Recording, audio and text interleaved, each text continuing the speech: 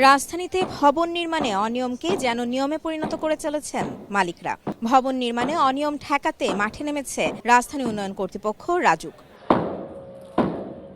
এরই অংশ হিসেবে সোমবার রাজধানীর তেজকুনিপাড়ায় অভিযানে নামে রাজুক। নকশার বাইরে ভবন নির্মাণ হচ্ছে কিনা সেটি তদারকি করে রাজুকের ভ্রাম্যমাণ আদালত।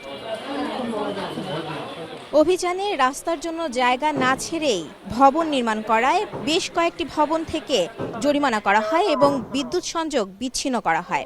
একই সঙ্গে ভেঙে ফেলা হয় ভবনের সামনের অংশ। ওনার ভবনটাও অবস্থা দৃষ্টে দেখা যাচ্ছে যে ন্যূনতম সেটব্যাক নেই, মানে এই ভবনটিও অনিয়ম করে করা হয়েছে।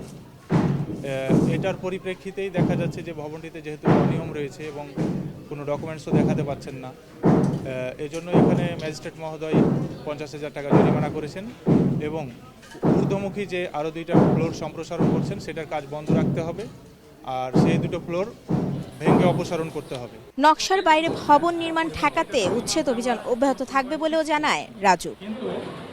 মাইমুনা হায়দার চৌধুরী, সময় সংবাদ, ঢাকা।